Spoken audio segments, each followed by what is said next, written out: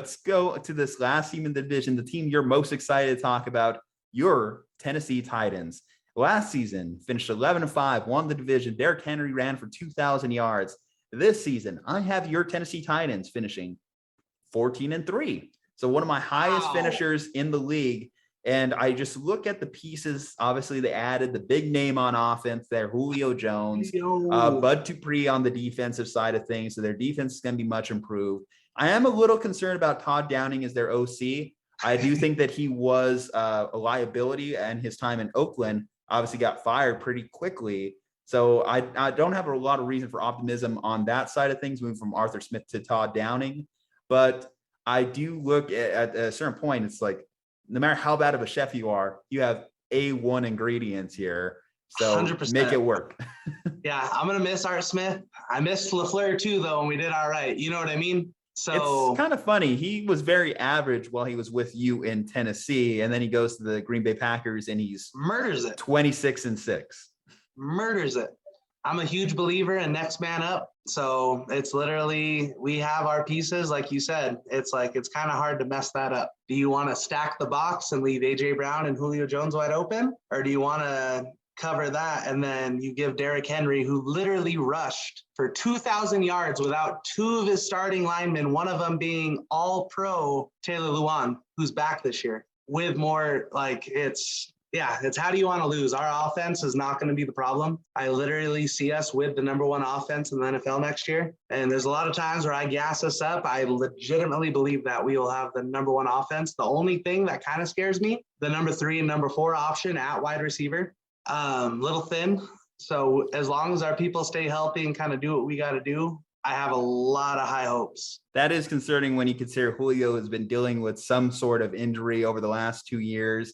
Obviously, A.J. Brown coming off surgery, I believe, in the offseason as well. Yep. So, yeah, you're right. Those guys got to stay healthy. I think that's any team, though, right? Your team's got to stay healthy for you to be able to perform. So, obviously, we know Mike Vrabel. He said he's willing to cut off his unit there for a Super Bowl. Bigger than Goliath. What would you be willing to do for a Super Bowl? To have my first one, man. Is that one of the kids?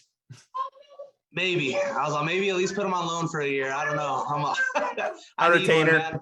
Come back when you're 18. Happy yard at 99, dude. Breaks my heart. And yeah, that's like a big knock again. We're always decent. We always have a team. We always have a squad. But hitting pay dirt, dude, and being able to have a ring, I really want it. I relate. Obviously, my team's been so close on the precipice as well. And not seeing them come down with it, it's brutal. And obviously you've been in a little bit of a longer wait with that anxiety, given hell, you mentioned just a couple yards away there, Steve McNair, that's all the way back to the 99 season. Was he 5 years old looking at that? Yeah. Just like I was that youngin', man. That's when I first fell in love with football. And then I'd honestly say the closest since then, like going forward, is when CJ2K had his year. We were 13-3.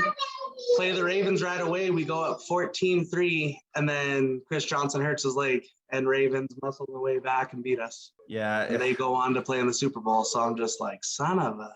But focusing on this year, I think that the Titans, they just have all the right pieces there to succeed, to win.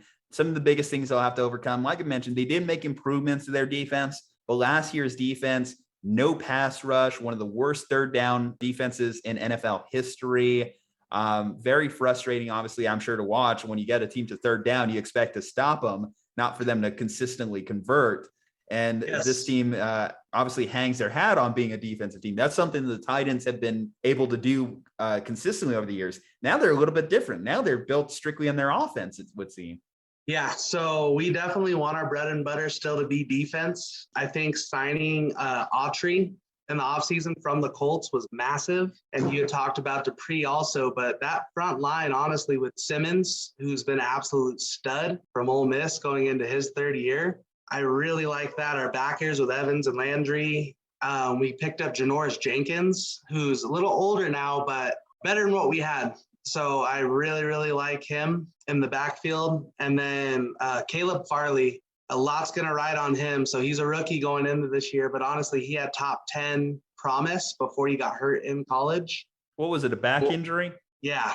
So from what I've heard, though, recovery's been awesome. But back And injuries, man, that's something that it's scary. you It's know, like definitely a question mark. you played football, you know it. Like anytime that someone's had like a Fingers. back injury, that's just been one of those Fingers. things. Yeah. Yeah. So we're going to see if he's going to be that stud or not. So he's going to have a chance to be starting week 1. And let's see if he can pick up the pieces and do what he has to do. Can't wait till week 16 when obviously your boys face my boys. I'm debating on going to that game. So I don't know. Like, you down? We get those tickets. We go to Nashville. Let me know when the tickets are, man. We might have to plan that because that's going to be a fun match, dude. Mid-December, though, I've thought about this. Obviously, open air stadium in Tennessee. I've heard it might get a little chilly. So I don't know. Anything below 60. Obviously, we're New Mexicans. We run warm-blooded.